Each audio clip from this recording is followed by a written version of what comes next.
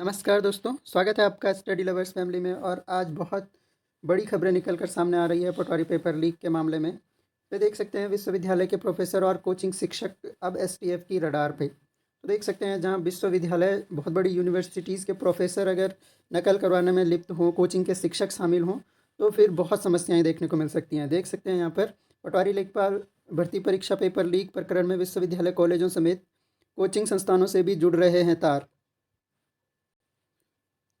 Cash की जगह यात्रा टिकट और अन्य माध्यमों से हुआ पेपर लीक। कर एकत्र धनराशि का बंटवारा। तो यात्रा टिकट और अन्य माध्यमों से पेपर लीक की धनराशि का बंटवारा किया गया। उत्तराखंड लोक सेवा आयोग साख पर बट्टा लगाने वाले लेखपाल भर्ती परीक्षा प्रकरण 7 आरोपितों की गिरफ्तारी के बाद अब हरिद्वार के सम विश्वविद्यालय और महाविद्यालय के प्रोफेसरों समेत आधा दर्जन कोचिंग संस्थान के शिक्षक एसटीएफ के निशाने पर हैं। तो देख सकते हैं जैसे कि बताया जा रहा था कि एक आदमी इतना बड़ा काम नहीं कर सकता है, बहुत सारे इसमें लिप्त होंगे और अभी बहुत सारे बड़े अधिकारी इसमें लिप्त होंगे, कोचिंग संस्थान के शिक्षक, और इनकी संख्या दर्जन के करीब बताई जा रही है। तो बहुत ज़्यादा की संख्या में कराने में ये गिरोह पूरी मदद करते थे। गिरफ्तार आरोपितों ने इनकी जानकारी आरोपितों को दी है। साथ ही 2 कोचिंग संस्थान के संचालक भी मामले से जुड़े बताए जा रहे हैं। तो बड़े बड़े कोचिंग संस्थानों के संचालक भी इसमें सामने निकल के आ रहे हैं। आगे देख सकते आरोपितों से मिली जानकारी में यह भी सामने आया है कि उत्तराखंड लोक सेवा आयोग के मुख्य आरोपित वन विभाग अधिकारी संजीव चतुर्वेदी की पत्नी ऋतु मामले में पकड़े गए दूसरे आरोपित जूर्स कंट्री निवासी संजीव के जरिए इनसे संपर्क में थी। साथ ही आवश्यकता पड़ने पर इनकी सेवाएं ली जाती थी। एसटीएफ सूत्रों से मिली जानकारी के अनुसार मामले का पर्दाफाश करने के पहले दिन से ही एसटीएफ के पास संजीव चतुर्वेदी से जुड़ी जानकारी थी, लेकिन अन्य जानकारी ऋतु की गिरफ्तारी के बाद मिली। ऋतु को पकड़ने के बाद मामले की कड़ी एक के बाद एक कर जुड़ने लगी। पता चला कि पेपर लीक कर एकत्र धनराशि का बंटवारा कैश की जगह यात्रा टिकट और अन्य माध्यमों से हुआ है। साथ ही इनके खातों के लेन देन, परिवार सहित उनकी यात्राओं, विशेषकर विदेश यात्राओं का ब्यौरा भी जुटाया जा रहा है। आगे देखिए, एसआईटी करेगी पेपर लीक प्रकरण की जांच। अब आगे के लिए एसआईटी गठित हो गई है और वो पेपर लीक प्रकरण की जांच करेगी। तो देख सकते हैं यहाँ पर उत्तराखंड लोक सेवा आयोग की पटवारी भर्ती का प्रश्न पत्र लीक होने के मामले की जांच अब एसआईटी करेगी। ये देखिए यहाँ पर अशोक कुमार महानिदेशक का वो है। मामले की गहनता की जाँच के लिए एसएसपी हरिद्वार के पर्यवेक्षण में एसआईटी बनाई गई है। एसएसपी हरिद्वार पहले भी पेपर लीक मामले और परीक्षा धांधली का पर्यवेक्षण कर चुके हैं। तो ये देख सकते हैं अब इसमें जांच तो हो रही है और एसआईटी करेगी, तो शायद और लोगों के सामने आने की संभावना है। और इसके बाद आयोग से बड़ी खबर ये है कि लोक सेवा आयोग में बड़े बदलाव की तैयारी है। इंटेलिजेंस जांच के बाद अफसर और कर्मचारियों की जिम्मेदारी का निर्धारण होगा। युवा बोले पीसीएस की मुख्य परीक्षा स्थगित हो। तो ये खबर देख सकते हैं क्योंकि जब इतनी सारी एक तरह से धांधलियाँ सामने निकल कर आ रही हैं, तो चाहे वो पीसीएस की मुख्य परीक्षा हो या फिर आने वाले जिन भी एग्ज़ाम के जैसे फॉरेस्ट गार्ड की परीक्षा हो, तो ये ज़रूर स्थगित होनी चाहिए तब तक जब तक आयोग की पूरी तरह से निष्पक्षता से जांच नहीं हो जाती है। तो देख सकते हैं यहाँ पर उत्तराखंड लोक सेवा आयोग की पीसीएस मुख्य परीक्षा स्थगित करने की मांग को लेकर युवा शनिवार को भाजपा दफ्तर के बाहर पहुंचे। जब तक पटवारी परीक्षा पेपर लीक मामले की जांच पूरी नहीं हो जाती है, 28 से शुरू हो रही मुख्य परीक्षा को स्थगित कर दो। तो युवाओं का यही मानना है कि जब तक आयोग की पूरी तरह से जांच नहीं हो जाती है, तब तक जो है जो भी भर्ती परीक्षाएं हैं, पीसीएस हो गया या फॉरेस्ट गार्ड हो गया, तो इन भर्ती परीक्षाओं को तब तक के लिए स्थगित कर दो। और क्या भरोसा है कि इन परीक्षाओं के प्रश्न पत्र भी इन आरोपियों ने बेच चुके हों। तो बहुत एक तरह से संगीन मामला है और युवाओं के भविष्य के साथ ये खिलवाड़ है। तो इसलिए मुझे भी लगता है कि ये भर्तियां जो हैं तब तक के लिए रद्द होनी चाहिए, तब तक निरस्त होनी चाहिए जब तक आयोग की पूरी तरह से जांच नहीं हो जाती है। आप लोग बिल्कुल सपोर्ट करिए इनको और अपना मत रखिए, ट्विटर पे ट्वीट करिए। आजकल सोशल मीडिया बहुत अच्छा माध्यम है।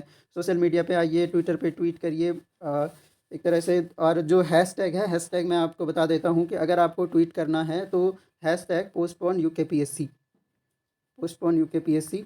तो इस हैशटैग को यूज़ करके आप, अगर मेंस एग्ज़ाम वाले हैं तो पोस्टपोन यूकेपीएससी मेंस एग्ज़ाम, और अगर फॉरेस्ट गार्ड वाले हैं तो पोस्टपोन यूकेपीएससी फॉरेस्ट गार्ड। आप लोग ट्वीट पे ट्वीट कर सकते हैं। जितना ज़्यादा ट्वीट करेंगे उतना ज़्यादा सरकार पे प्रभाव पड़ेगा। तब तक जब तक जांच नहीं हो जाती है तब तक पेपर नहीं होने देना है। आगे देखते हैं, पूर्व अध्यक्ष जोशी ने पेपर लीक पर उठाए सवाल। तो आयोग के जो पूर्व अध्यक्ष हैं उन्होंने पेपर लीक पर सवाल उठाए हैं और इनका कहना है कि उत्तराखंड लोक सेवा आयोग से पेपर लीक होने के मामले में देखिए हेडलाइंस पढ़ लेते हैं। पूर्व अध्यक्ष जोशी ने कहा कि आयोग में व्यवस्थाएं ठीक नहीं होने से हुआ लीक। बोले अनुभाग अधिकारी को आखिर कैसे मिल गया पेपर, सेट होते ही पेपर सील होते हैं। देखिए क्या कहा है इन्होंने, डीपी जोशी ने कहा है कि आयोग के अंदर व्यवस्थाएं ठीक नहीं होने के कारण पेपर लीक हुआ। जो भी पेपर सेट किया जाता है वह सेट होते ही सील कर दिया जाता है। ऐसे में 4 पेपरों का पूरा बैंक आरोपी अनुभाग अधिकारी के हाथ कैसे लगा। डॉक्टर जोशी के अनुसार अगर पेपर सील था तो उसकी सील टूटने और सील ना होने के लिए जिम्मेदार अफसरों पर पेपर बांटने से पहले की कार्रवाई क्यों नहीं की गई। बकौल जोशी, मैंने अपने समय 11 से 16 आयोग परिसर में जैमर और सीसीटीवी कैमरे लगवाए थे। उनके समय गोपन अनुभाग में मोबाइल ले जाना भी प्रतिबंधित था, लेकिन वर्तमान में यह व्यवस्था है या नहीं उनको नहीं पता।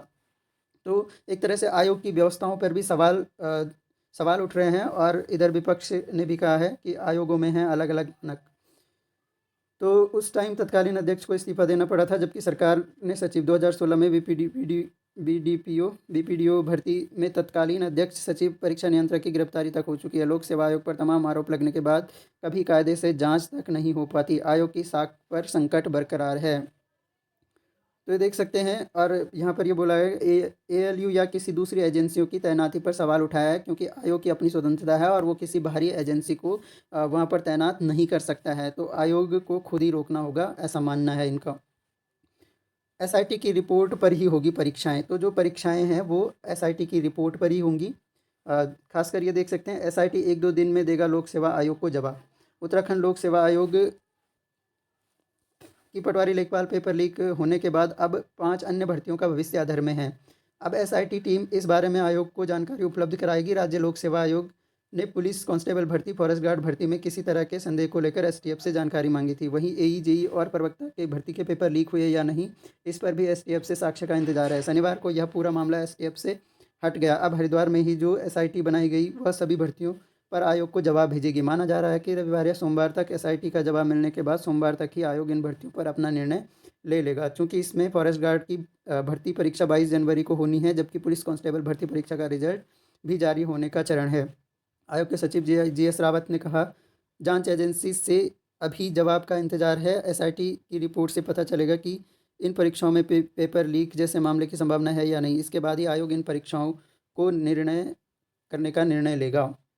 तो कुल मिलाकर बहुत बुरा हो रहा है युवाओं के साथ। युवाओं को निकल के आगे आना चाहिए और विरोध करना चाहिए। खासकर जो फॉरेस्ट गार्ड की भर्ती है, पीसीएस मेंस की भर्ती है, पीसीएस मेंस वाले तो लगे हुए हैं, वो कंटिन्यू जो है अपनी मांग को रख रहे हैं।